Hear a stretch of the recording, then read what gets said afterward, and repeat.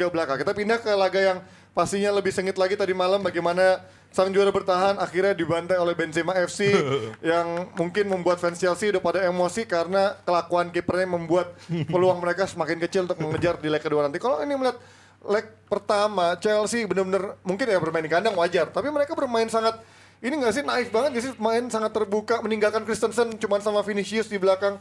Emang gue bilang apa? Gue bilang masalahnya itu sebenarnya bukan 3-4-3 atau 4-2-3-1 atau 4-3. Masalahnya kalau lu main 4, lu pasang pemain yang cocok dengan sistem itu. Dan ini kesalahan yang berkali-kali dilakukan oleh Tuchel.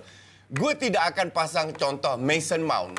Nah, kalau lu pasang Havertz sebagai striker, artinya dia selalu di cover. Memang dia cetak gol, bola atas.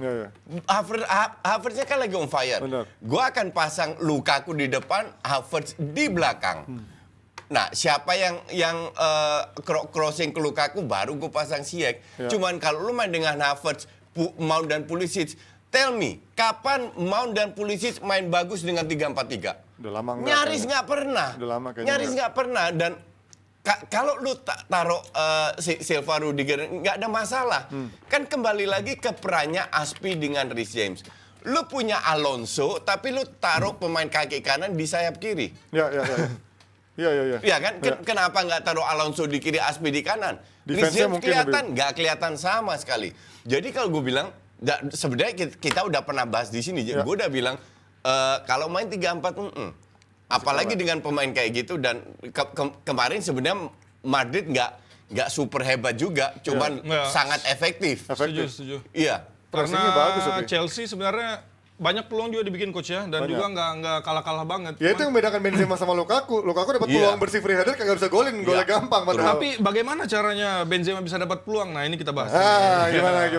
Kenapa? Karena tadi coach udah bilang 3-4-3. Kalau 3-4-3 gelandangnya berapa? 2 cuma. Ya. Duanya siapa? Kante sama Jorginho.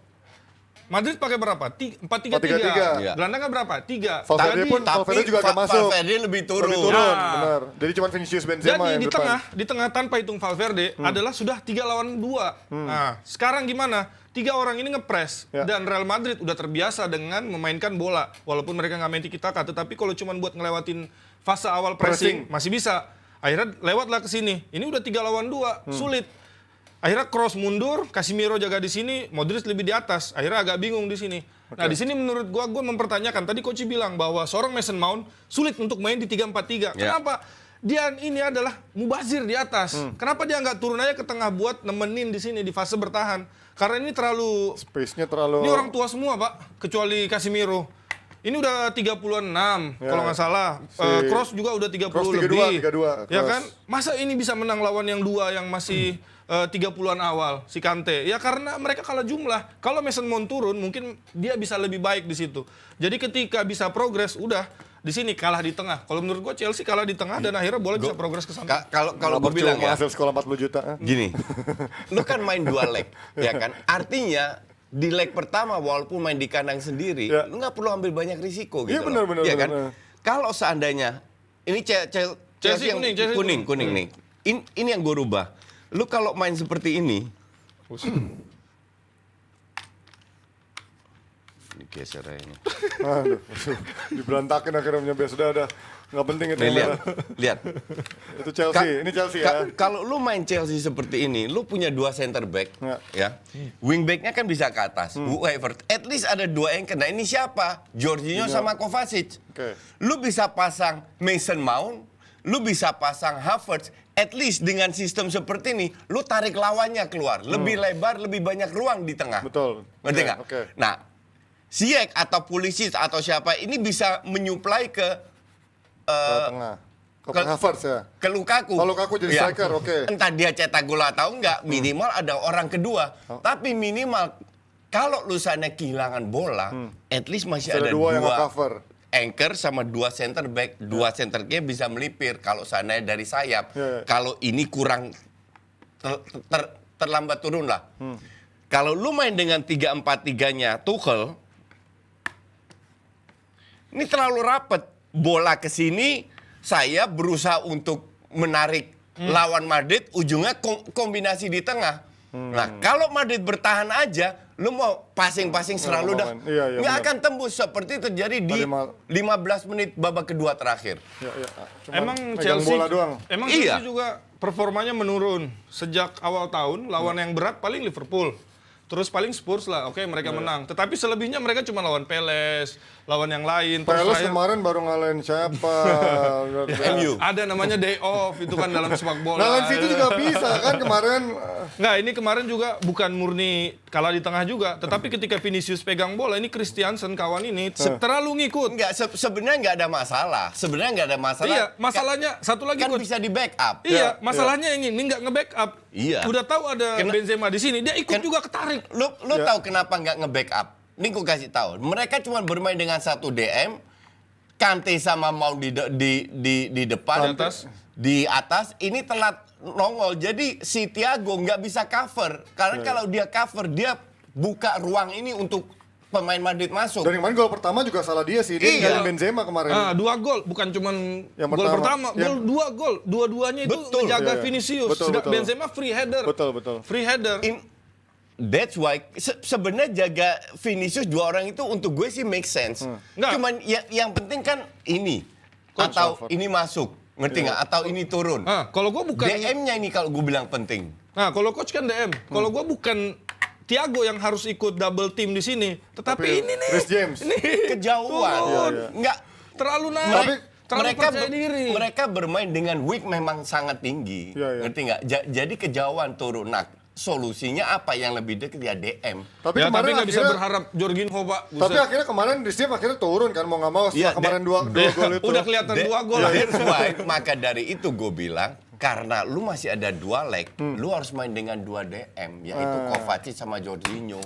Dan di babak kedua juga akhirnya ngebuktikan bahwa ini adalah bukan cuma duel Chelsea Madrid, bukan cuma Tuchel Ancelotti, tetapi juga ada Benzema lawan Lukaku. Ya. Akhirnya kelihatan kelasnya beda. Oh iya, Benar. ada dapat. Itu mah jauh. Kalau kelas B itu mah Ada. jauh. Itu mah jauh. Ada free header juga Iya, kawan itu itu. free header ya. Ada free header, nggak ada yang Nggak, jaga, Gus. Gini, Nggak Bes. on target. Bes. Itu kelasnya beda emang. Bes, harusnya Tuchel ya berantisipasi itu bahwa ini masih ada 2 leg. Chelsea itu bisa aja cetak gol di Madrid. Bisa. Bisa. Tapi sekarang lu buang peluang lu 25%. Do you think Madrid akan ngelepas 3-1? Enggak juga. Emang lu siapa? Di luar skor ya. Kita fair. Berapa peluang yang didapatkan Chelsea peluang besar di babak 1? Banyak. Oke. Ada 2-3 lah. 2-3 setengah peluang. Iya. Big chance 0.0. Big chance itu artinya Courtois harus melakukan save dan lain-lain. Oh Madrid, oke. Iya, Oh iya. Oh iya. Chelsea Ya, Chelsea dia di gawang Madrid maksudnya. 0,0. Ya. Babak kedua setengah peluang doang. Madrid dapat peluang langsung gol karena memang kembali kelasnya Benzema yang tidak dimiliki oleh itu. Apakah Chelsea bisa menang di Madrid? Bisa banget, bisa aja, tapi definitely nggak dengan 3-4-3. Oh. Tapi kita lihat kemarin golnya si Kai Havertz kan juga karena Madrid udah mulai mundur itu. Udah mulai diserang, udah mulai mundur, Valverde udah mulai turun, Casemiro udah nggak di tengah tetapi dia udah agak di sini. Akhirnya apa? Itu kan Di heading crossing. golnya. Iya, Iya. di crossing. Iya. Karena mereka udah terlalu mundur. Benar. Kenapa bisa di crossing? Kenapa? Oke, kayak Havertz mungkin heading ya, bisa diselamatkan oleh Carvajal. Tetapi yang ngumpan, Jorginho kalau nggak salah. Kenapa dia bisa ngumpan Jorginho, ya benar. senyaman itu? Ya, seluas Berarti itu. nggak ada Pressing. pressure dari tengah. Karena ini membuktikan bahwa Chelsea juga kalau di leg 2 mereka coba ngebongkar pertahanan Madrid, coba neken Madrid, ada juga peluangnya. Tinggal ada 1 peluang, 2 peluang ya cetak gol lah, jangan dibuang-buang peluangnya. Iya. Ada Militao agak ini juga kemarin Sementara ceroboh juga. Madrid setengah peluang dia cetak gol. Ya. Tapi kembali lagi, dibilang Madrid main hebat nggak juga. Cuma Ya, lebih efektif aja. efektif. Jangan lupa juga Madrid harus terima kasih coach sama kipernya. Berapa Iya, kali iya. saving Iya. gol kotak penalti. Iya. Orang nanya siapa kiper terbaik musim ini? Menurut gua ya Thibaut Courtois one of the best lah kalau Nggak, nggak De pertama Gea, kedua. De Gea.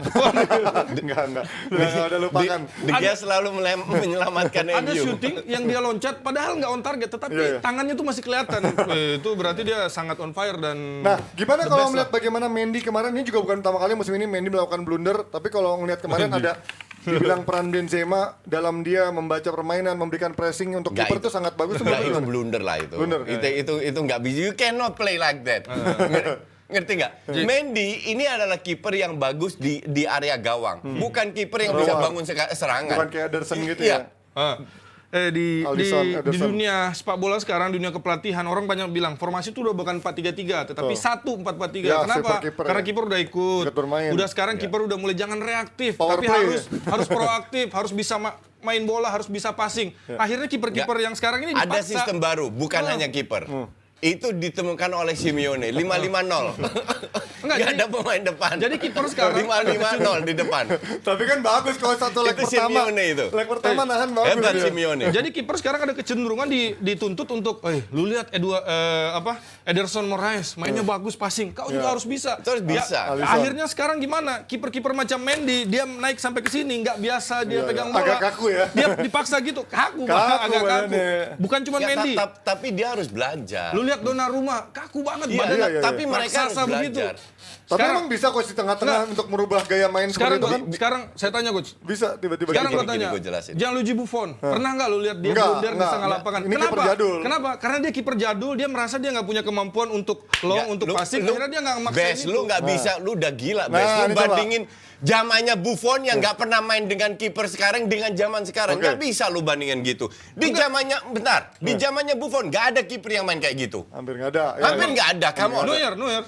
Nggak juga ngawur lu. Neuer lumayan lah. Neuer baru di tengah-tengah Enggak, ya. baru-baru aja zamannya Buffon, that's why. Tapi kalau gue bilang, kalau Buffon masih umur 25, main sekarang, atau 30, gue bilang Buffon bisa. Karena maksudnya bisa tapi merubah filosofi permainan Bisa, kiper itu bisa, karena kan bisa. Ini butuh kan mindset. masalah. Gini, pertanyaan lu tadi kenapa kiper harus ikut bermain, ya kan? Karena kiper ini kembali ke filosofinya Johan Cruyff yang tahun 70-an. Tesis Penyerang pertama itu adalah kiper. Defender pertama adalah striker. Tapi kardus pasti nggak paham gitu, ya kan? Nggak ada masalah juga. Artinya kalau kiper pegang bola, yang di cover kan pemain. Kalau ada satu lawan masuk untuk mencoba merebut Pressing. bola dari kiper, artinya ada satu pemain yang kosong. Ya.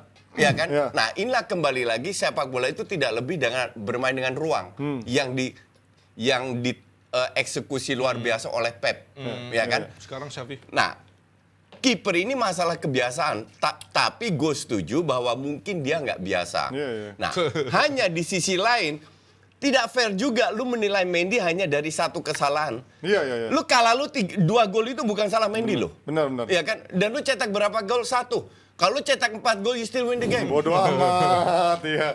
Teori ya terus. Bener nggak? Iya. Nah, kembali lagi kalau soal kiper, ya Salah di pelatih nih berarti Nah, ujung-ujungnya iya. nih, ya kan? Pokoknya intinya kiper itu harus ikut maju. Semua kiper di sepak bola modern harus ikut maju. Nggak bisa cuma di Dalam- kandang kayak Pickford. dalam sepak bola sekarang lu harus menang jumlah di setiap lu pegang bola. Iya, betul. Dan kiper adalah salah satu Salah orang satu yang pemain, harus bisa betul. main. Iya. Bagaimana caranya supaya bisa keluar dari pressure? City lawan Liverpool misalnya, gimana cara keluar dari pressure-nya Liverpool yang luar biasa banget? Ya Ederson Moraes harus main, Iya. harus dia jadi Iya. opsi passing. Kalau cuman jadi biar dua center back nggak bisa. biar lawan datang untuk ambil bola dari Ederson. Ya. Kalau lawan datang ada satu yang kosong, pada saat itu terjadi mereka counternya akan cepat. Ya, tapi kan organisasi permainan itu juga pasti butuh Latihan. pemain-pemain yang memang menjemput bola Oh, kan. iya, Nggak betul. mungkin kalau kipernya nggak ada yang ngerasa aman That's untuk why ngasih kalau bola kan. orang sudah pernah main futsal, itu udah paham gini ya. Power play. Udah paham main 4-0 udah paham gini ya. Aduh. Masuk final Indonesia ya. Ya, masuk final luar biasa. Sekarang semoga tim Iya.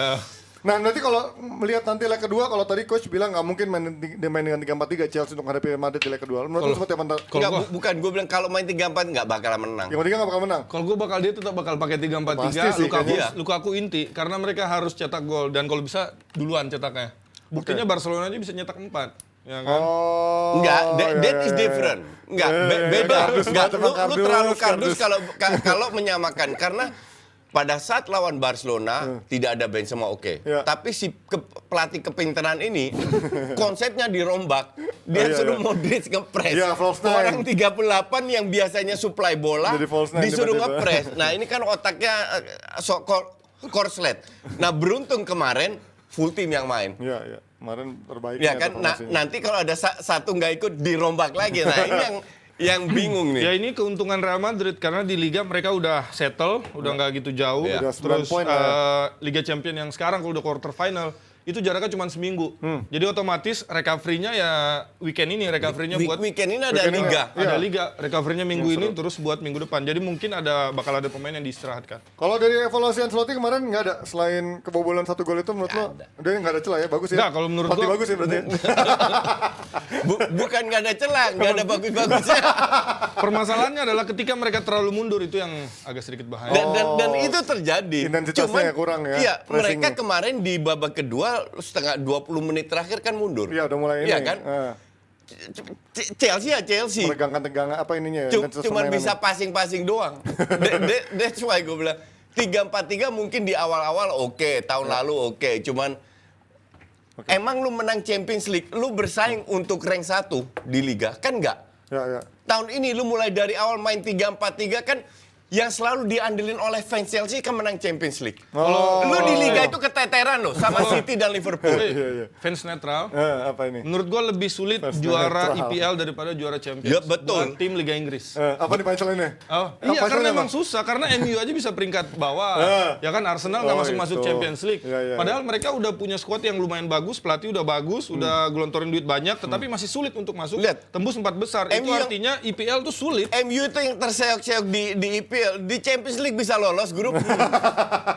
Oh iya Nah, benar. intinya lebih sulit. Pep aja udah kesulitan banget gimana caranya bisa juara AC Milan Champions peringkat League. 1 nggak lolos dari grup bahkan ya. Iya. Ya kan? Nah, itu bapuknya seri aki-aki gitu. Mancingnya ke Serie A lagi. Seri lagi lawan Bologna. Iya makanya.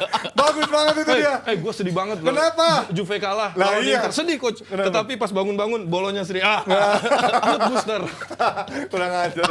Iya, sedih banget. Tapi abis itu Arsenal kalah nggak ini ngemut booster kemarin.